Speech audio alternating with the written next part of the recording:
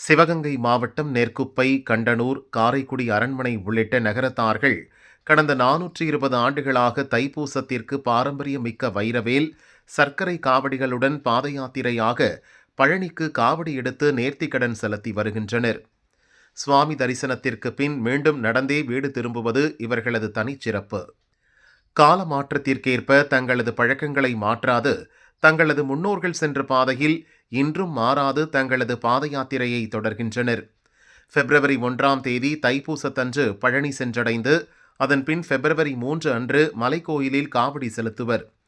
பாரம்பரியமிக்க நகரத்தார் காவடிகள், 320 சர்க்கரை காவடிகள் என ஆயிரக்கணக்கான முருக பக்தர்கள் கடந்த 23ஆம் தேதி குன்றக்குடியில் இருந்து புறப்பட்டனர். இன்று காலை நத்தம் பஜனை மடத்தில் வானக பூஜை நடைபெற்றது. பக்தர்கள் முன்னிலையில் காவடி சிந்து பாடப்பட்டு காவடிகள் காவடி ஆட்டத்துடன் பக்தர்கள் பழனியை நோக்கி புறப்பட்டனர். பொதுமக்கள் மற்றும் முருக பக்தர்களால் வழிநெடுகிலும் சிறப்பான வரவேற்பு அளிக்கப்படுகிறது.